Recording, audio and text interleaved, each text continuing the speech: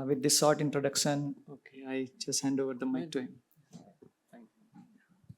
Good afternoon, all. I know lunch was very good and this is a sleepy session, but please try to bear me. Today, we are going to discuss toxicological and regulatory aspects of the lipid. Till the time everyone has proposed different kind of drug delivery systems like lipid nanoparticles, liposomes, nanocarriers, and all these things. Uh, so this is the topic what regulator wants. Suppose if you want to work in India, if you want to work in US or in European Union, what they want. So I just tried to go through and compile all the regulatory requirement and toxicological aspects in the this presentation.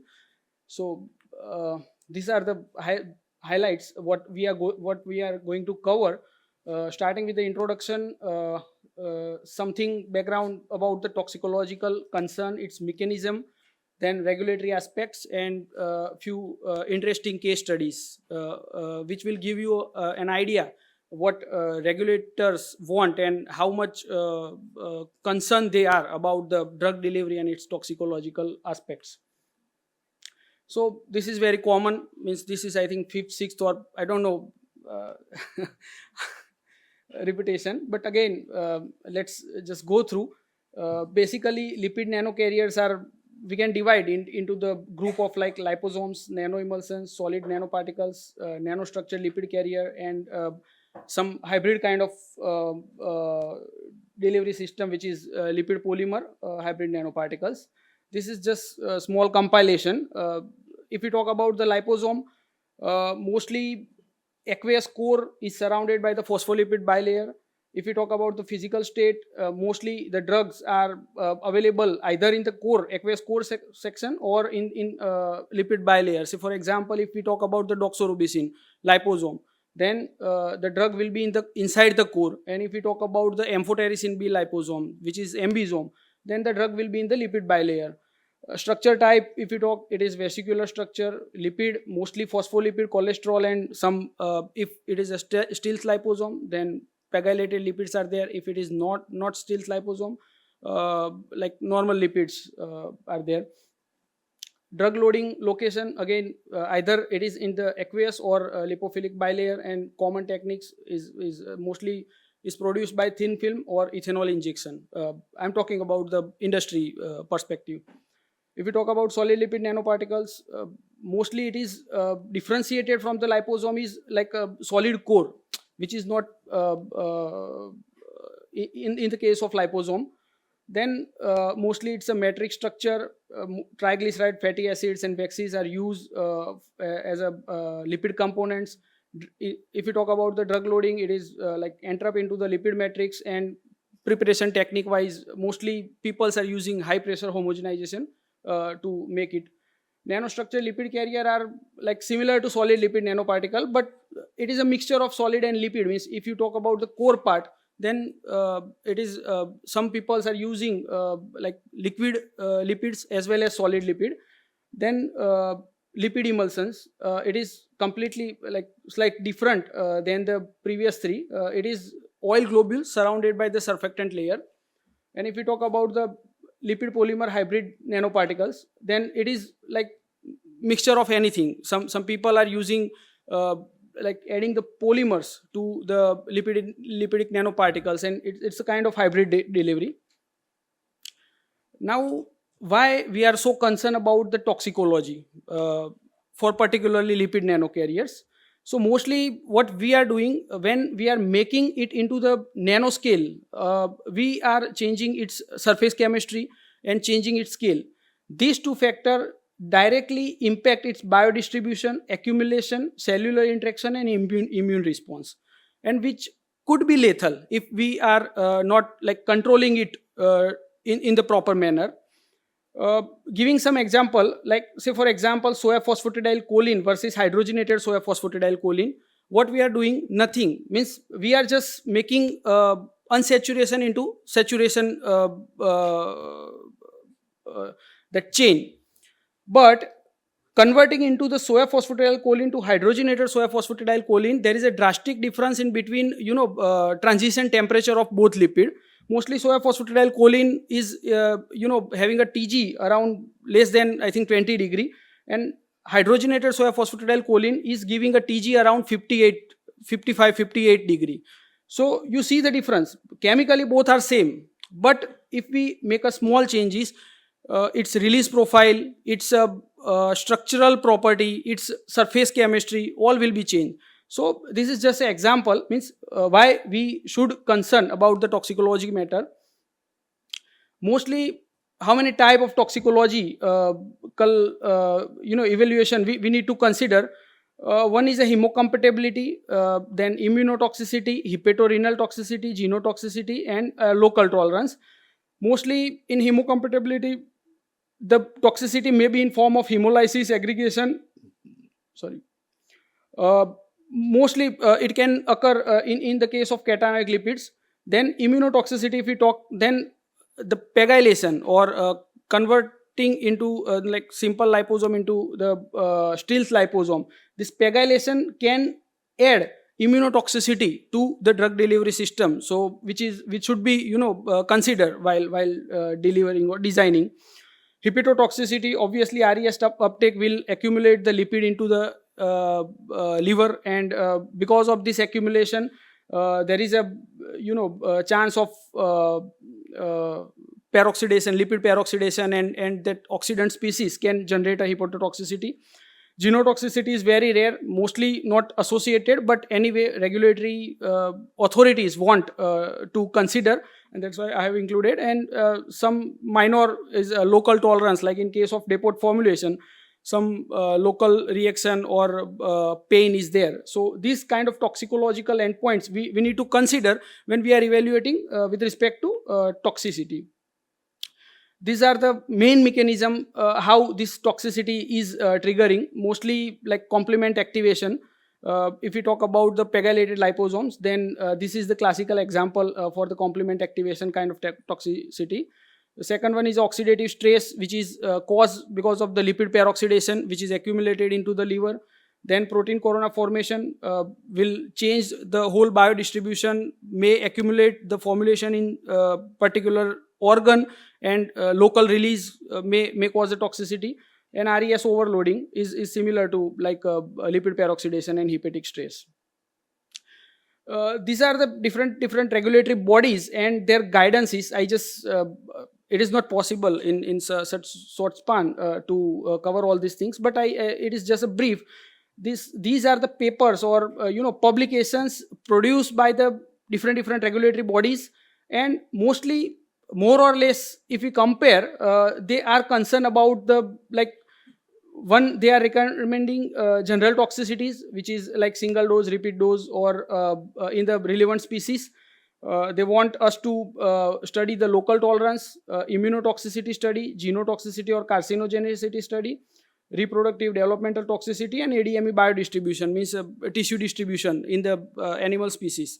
So these are the basic requirement of almost all the regulatory bodies when you are designing any lipid nanoparticles or carriers for the drug delivery system.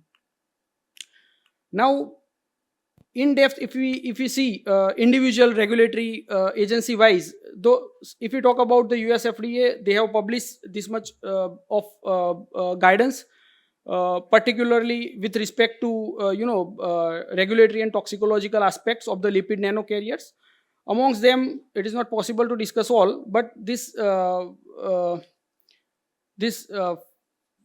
final guidance for industry, liposomal drug product, this is the, I think they have covered almost all their requirement into this guidance. So I have prepared one summary which we will see in the next slide.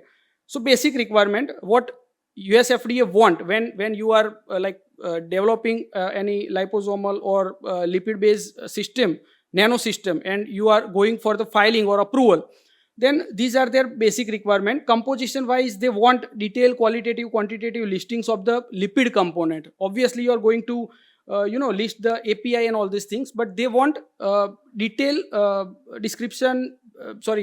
qualitative, quantitative composition of the lipid component. Physicochemical property wise, if we see, they want at least, this is ultimately, again, this is a non-binding recommendation. So it is not mandatory, but they expect. So indirectly we can say this is the minimum requirement. Particle size, polydispersity index, lamellarity in case of liposome, it is not applicable in case of nanoparticles. Then zeta potential, encapsulation efficiency, drug to lipid ratio, phase transition temperature, in vitro release, in vitro leakage, liposome integrity change in response to different factors like pH, temperature. We will see the case study of Doxil, in which how this like all the requirement they have put in form of product specific guidance. We will see in the next slides, upcoming slides, but this is just a briefing. They also want that applicant should control its manufacturing process. Means applicant should have control on the each and every unit operations they are going to apply for the production, like hydration, extrusion, homogenization, sterilization, aseptic handling, and all these things.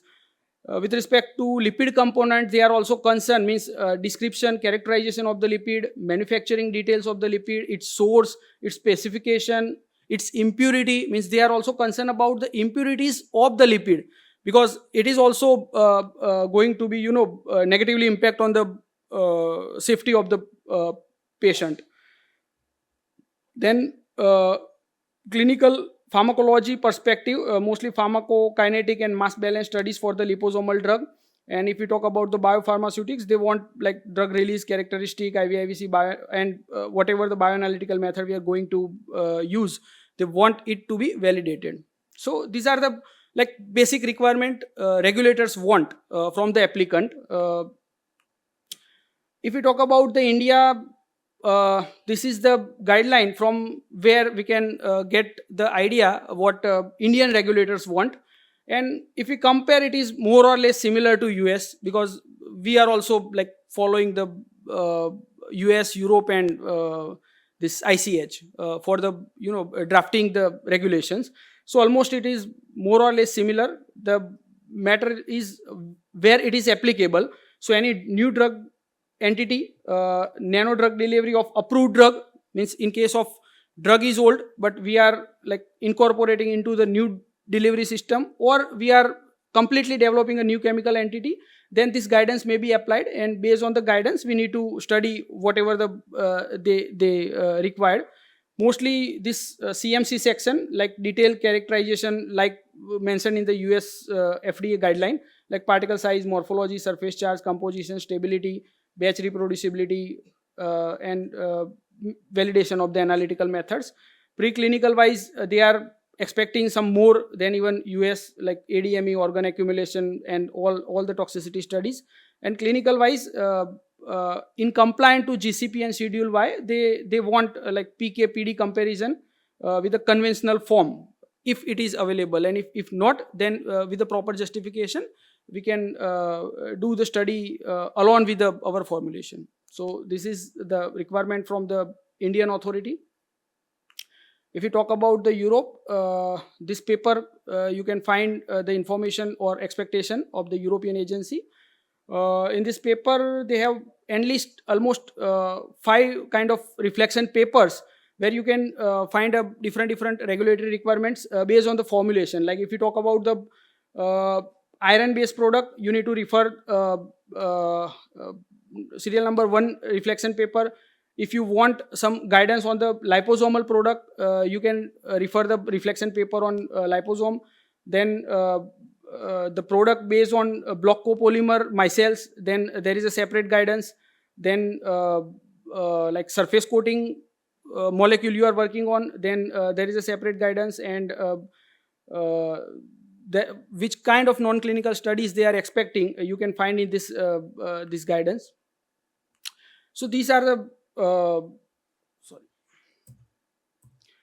these are the basic like highlight of the guidance from where you can get an idea about the expectation of different regulatory bodies.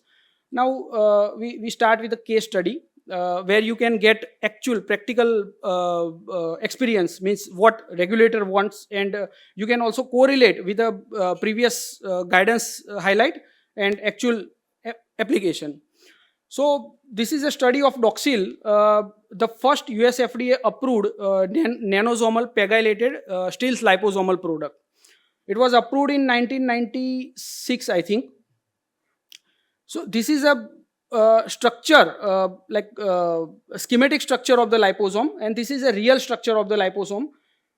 It is in the scale of 100 nanometer. So you can imagine like the strand inside the liposome is of drug itself. Here it is, this product is of first of its kind, where the drug was loaded actively. What Mr. Pranav has said Mr.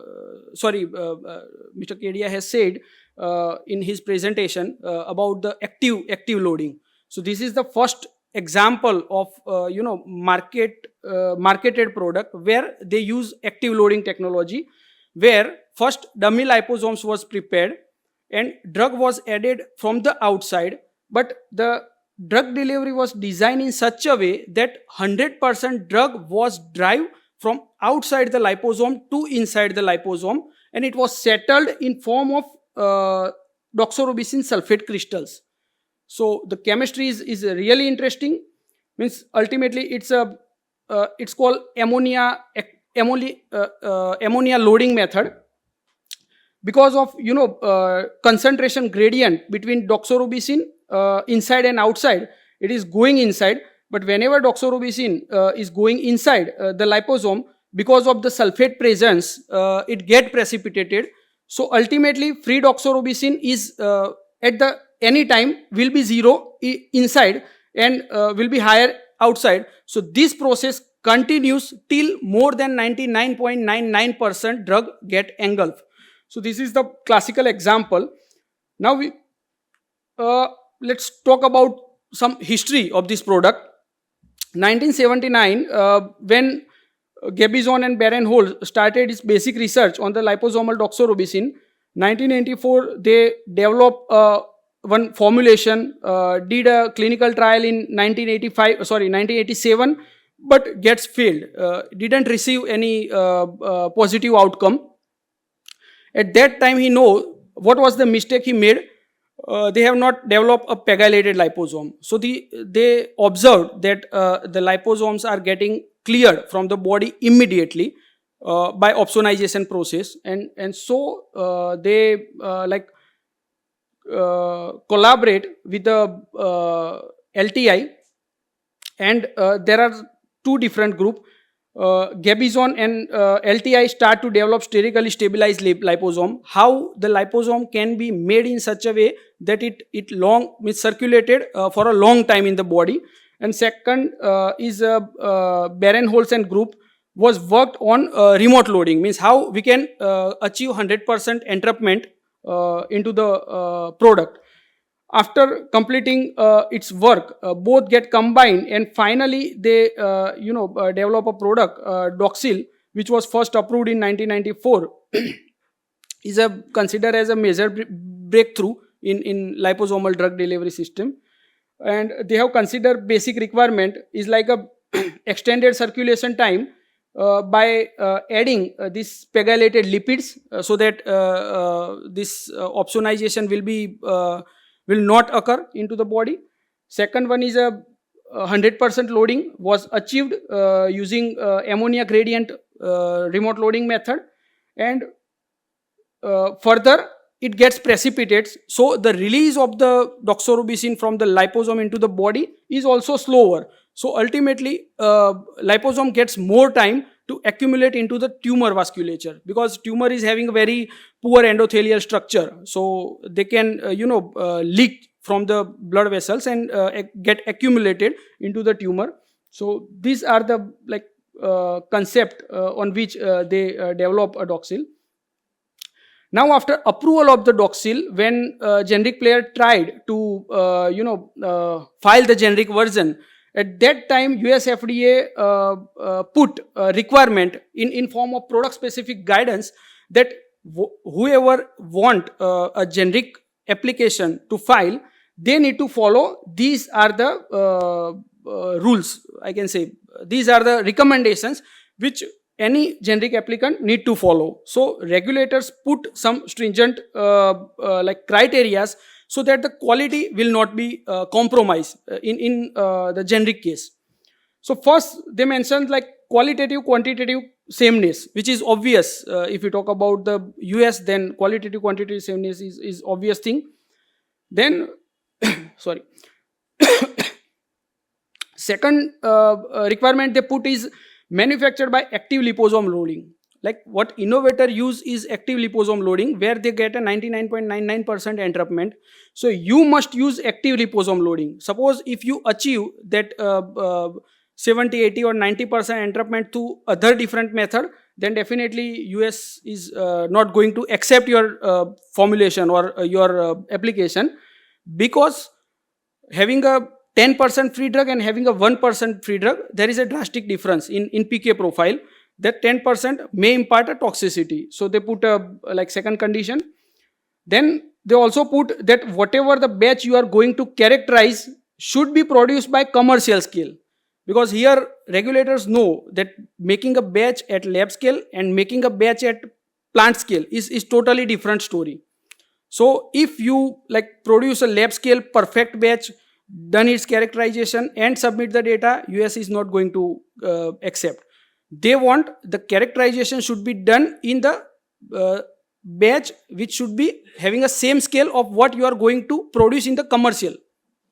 After approval, अगर आपने commercial में कुछ different technology use किया या different challenges use किया, quality compromise हुई, तो who knows. So regulator put that condition.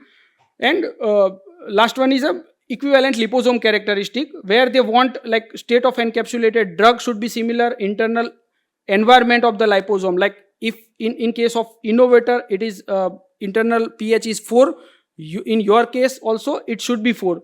Then liposome size distribution, number of lamellar, grafted PEG, electrical surface potential, in vitro leakage should be compared to reference standard, means reference product. Further, they put a in vivo bioequivalence study in which they want not only to analyze the total doxorubicin, they want you must analyze free doxorubicin as well as liposomal and encapsulated doxorubicin into the plasma throughout the period whatever you are going to perform. They also want liposome size distribution study and its statistical comparison using population bioequivalence, where even 10% difference can fail or differentiate the both formulations. So these are the expectations. Other expectation in terms of lipid excipient, they want same category of synthetic route. Say for example, if innovator has used natural lipid, you cannot use synthetic lipid. Your source of origin and innovator source of origin must be same. That is the requirement. Then having a same specification of lipid excipient that are used by the innovator. Your formulation process is driven through active liposome loading. Then state of encapsulated drug. Say for example, here if innovator drug is forming a strand of 8 nanometer and it is forming a 5 to 7 strand, then regulatory body wants generic should also match the number of strand and length and width of the strand also. So this much kind of depth comparison regulatory body wants if you are going to develop a liposomal formulations, generic formulations. Then liposome internal environment like internal volume, internal pH, internal sulfate concentration, internal ammonium concentration, all they want to be matched with the RLD. Liposome morphology, number of lamella, means if say for example out of 100 innovator is having a one bilayer or multi-layer liposome, then you must not have more than 2 or 3. You need to compare. Then lipid bilayer phase transition. Here you can see the example where two formulation they compare lipid phase transition. It need to be exactly matched. Like if you see the phase transition temperature of the blank liposome is 53 and drug loaded liposome is 54. So agency want ki after drug loading there is no change in the integrity of the bilayer, so that it will not negatively impact the release and pharmacokinetic parameters. Then they also want, in case of pegylated liposome, they also want a like grafted PEG layer thickness. Means this is a pegylated liposome. So above the bilayer there is a PEG layer which is helping liposome to long circulate. So they want to measure a PEG grafted layer thickness, electrical surface potential, in vitro leakage in multiple condition. This is just like technique, just a demonstration of the technique through which some people have used to measure the grafted PEG layer. This is an image of SACS, small angle X-ray crystallography, and this is a like just demonstrated example. If there are a change in the parameter, or if there are change in the drug to lipid ratio, then how it can impact the morphology of the liposome and ultimately whole biodistribution. These are the example of multiple condition US FDA want you to perform and compare your 1 minute. yeah, that's fine. So this like multiple condition, you need to compare your formulation with the innovator in like say for example, they want you to compare a 50% human plasma at different pH like 5.5, 6.5. Why? Because normal tissue contain the pH 7.3, cancer tissue contain pH 6.6. So to mimic the in vivo condition, they recommended to use multiple pH, multiple temperature. At different temperature, you need to compare your release profile with the innovator. So this much kind of deep expectations regulatory bodies put. It's a second case study, but I think we are sorting we are running out for of the time. yeah. So I conclude here, and I would appreciate for any questions do you have for me. Thank you. Thank you, Nitesh, for wonderful talk and information. So, anyone has any question? I invite audience to ask some questions. We have some time for questions. Thank you for this talk. I just have one quick question. Since size is something quite critical when we talk about toxicology, right? Yes, I mean, definitely. when you go for depot, maybe for depot formulation, something they can accept around 600 to 800 nanometer. For IV, as long as you can sterile filter, like below 0.25 micron, that's fine. But earlier we also saw a presentation where they tried to optimize the particle size below 100 nanometer. Yes. So is there any clear guidance? What should be the cutoff when it comes to the lipid vesicles to be injected? Okay. Actually, it is a good question, and I can say it is a gray area amongst all the regulatory bodies. If we talk about the India, there is no clear-cut definition of the nano material or nanotechnology. If I talk about the US, though the nano word itself cover from 1 nanometer to 1000 nanometer, but when we talk about the US FDA, below 100 nanometer, they are considering it as a nano drug, and they can allow applicant to use the word that nano liposome or nanoparticle. If it is beyond the 100, they are not allowing to use this word nano.